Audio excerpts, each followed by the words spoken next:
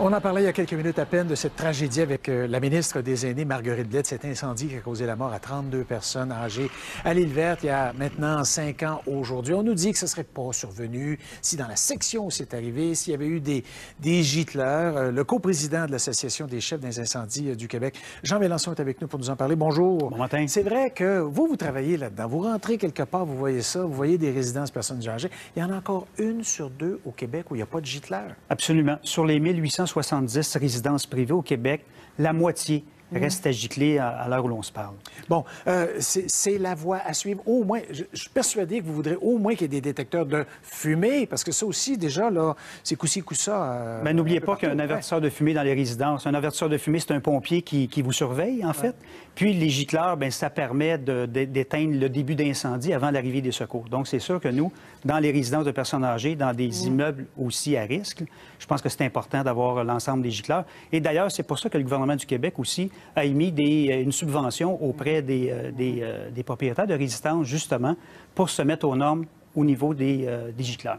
Bon, revenons sur des mythes, peut-être sur des fausses définitions du pompier volontaire, du pompier bénévole, du pompier à temps partiel. Il y a toutes sortes de termes qui ont circulé au cours des décennies et ça a été modifié. Le coroner avait dit que, bon, il n'y avait pas la formation adéquate, apparemment, chez les pompiers qui ont travaillé à combattre les flammes à l'Île-Verte. Qu'est-ce qui a été fait depuis ce temps-là?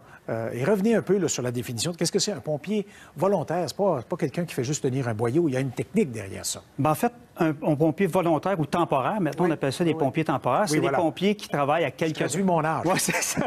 C'est des pompiers qui travaillent, évidemment, dans une année, peut-être quelques heures. Là, c'est pas un domaine à temps plein. Mais ce qui est arrivé suite à l'Île-Verte, en fait, c'est que le ministère aussi a donné des subventions aux municipalités pour permettre la formation des pompiers. Et maintenant, la formation des pompiers, elle est encadrée par un règlement. Donc, indépendamment de la grosseur de municipalité dans laquelle vous êtes, il y a de la formation exigée selon la grosseur.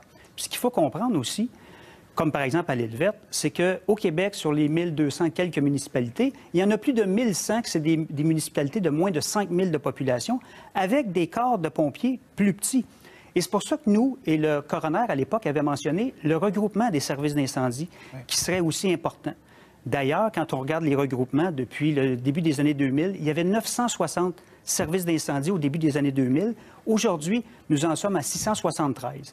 Puis nous encourageons nos membres et les municipalités à se regrouper comme service d'incendie. Qu'est-ce que ça représente comme avantage? Quoi? Il y a une centrale, il y a une meilleure répartition? Il y a une centrale, il y a une façon de faire, il y a une direction des incendies pour plusieurs municipalités, ou à tout le moins, si les villes ne veulent pas se regrouper en incendie, au moins travailler en commun. C'est-à-dire, prenons l'exemple de l'Île-Verte. Lors du début de l'incendie, tout de suite, demander de l'aide des municipalités autour avant même de se diriger sur les lieux, de s'assurer une force de frappe adéquate.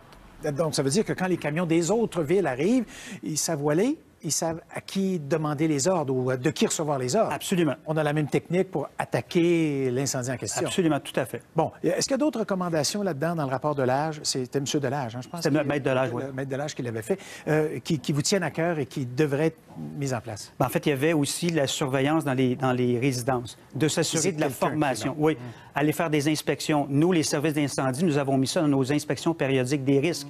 Donc, d'inspecter régulièrement les résidences de personnes âgées et surtout s'assurer de la formation du personnel. Parce que dans les premiers moments, c'est le personnel qui va procéder à l'évacuation puis qui va donner les consignes aux résidents. Je vous change de sujet complètement, pas complètement, mais la surveillance des personnes âgées, dites vulnérables, qu'elles soient indépendantes. Je pense à la mère de Gilles Duceppe. Dans des circonstances comme celle-là, il y a une alarme pour le feu, bon, on va laisser de côté les communications, s'il y a feu ou pas. Est-ce que les pompiers pourraient... Pouvez-vous voir vous trouver un rôle dans ça? Vous dire, nous, on pourrait être utile de cette façon-là? Bien, en fait, on a déjà un rôle.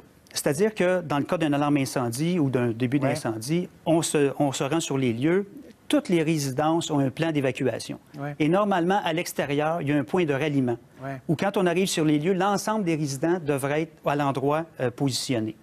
Et à partir de là, nous, on s'assure à l'intérieur de la bâtiment qu'il n'y a plus personne et on s'assure avec les gens de la résidence que les gens sont tous évacués. Ah, c'est ça l'affaire. Vous pourriez être bon dans le décompte, dans l'inspection des lieux. Mais c'est sûr que, par exemple, prenez les évacuations d'école, pour faire un exemple, où les professeurs, on a la liste, puis ils s'assurent que... Bon. Dans les résidences de personnes âgées, c'est parce qu'il y a différentes tailles de résidences. Il y a des résidences où c'est 200, 300 personnes. Qui sont en Floride, puis vous ne savez pas. Exactement, exactement. Bon, bien, écoutez, on va suivre ça. Je suis certain que vous allez être sollicité pour des suggestions et des propositions. Bien, on va travailler avec la ministre, d'ailleurs, Bénice Blais, pour la recertification des résidences. Les grands esprits se rassemblent. Oui, absolument. Très bien. Merci beaucoup d'être venu nous voir ce matin. C'est un grand plaisir. Au revoir. Merci.